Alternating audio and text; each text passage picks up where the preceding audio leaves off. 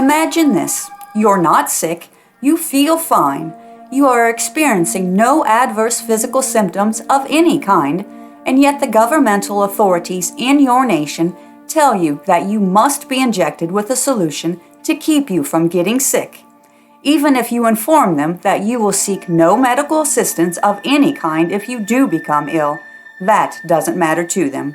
You will lose your right to be a productive member of society, to purchase any items, to own any property if you do not obey. You will not be allowed to roam free. You will be institutionalized in one form or another.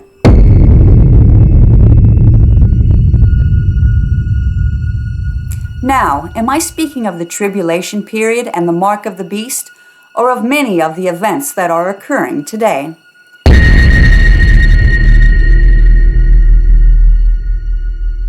Few people look over the edge of a cliff and decide to jump down to see what's at the bottom, but a gradual slope is another matter altogether.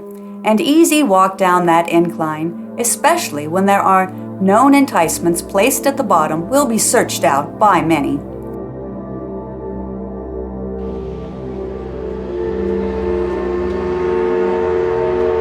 Anyone who has a modicum of common sense knows that change must be brought on slowly for human beings. They do not accept a sudden shift in their day-to-day routines. They prefer the slow train when it comes to modifying their lives. Much of these types of changes are done in this world of Satan's with extreme subtlety, almost imperceptible to the eye that is not spiritually blessed with discernment in these matters by the Lord. They go unnoticed until they are set in place. Our adversary does not try something to see if it will accomplish what he desires. He already knows what works and what doesn't. The time he has been doing this is, of course, to his advantage, but it's his nature to know the mind of man. He understands fully the most influential way to modify the thoughts of man. He savors the things of man, not the materialistic items that man has created, but the constructive free will that can be manipulated to rebel against the Most High, the part of man that is singular in design, that part of us that is free to choose our own path. Satan has no purpose in his own mind unless he is worshipped.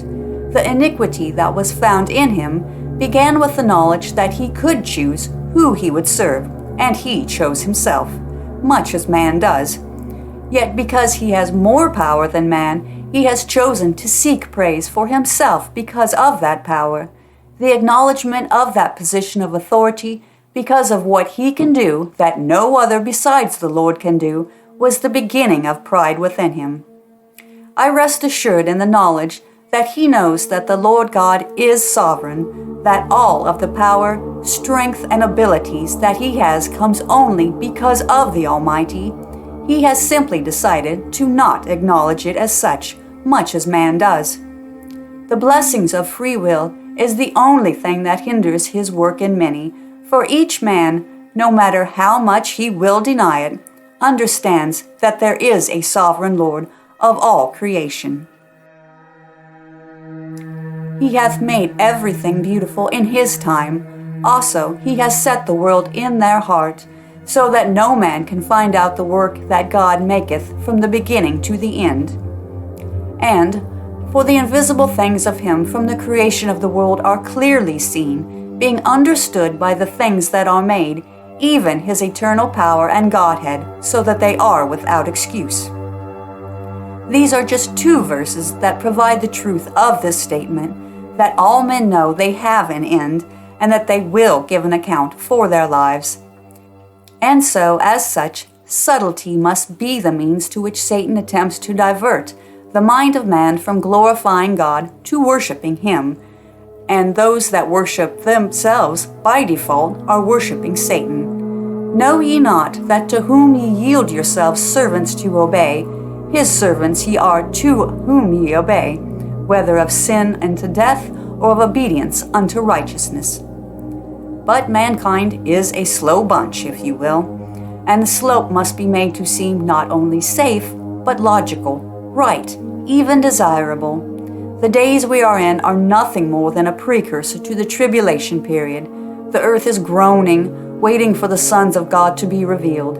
Evil men, most of which do not even realize that they are serving our adversary, are attempting to cause the majority of mankind to bend to their will for their own selfish desires, and all the edges of the traps have been beveled for easy access. And when the woman saw that the tree was good for food, and that it was pleasant to the eyes, and a tree to be desired to make one wise, she took of the fruit thereof, and did eat, and gave also unto her husband with her, and he did eat. Nothing has changed. It is the same well-worn, slippery slope that it has always been, and most have no clue whatsoever that it's the wrong path, much less what is approaching. The ability to comprehend these truths is a blessing from the Lord God to all that can see them. The sin of all those who will not warn others of these days is self-evident in James 4:17. Therefore to him that knoweth to do good, and doeth it not, to him it is sin. Some have been blessed to see the slope and where it leads to. The question is, are you warning others about it?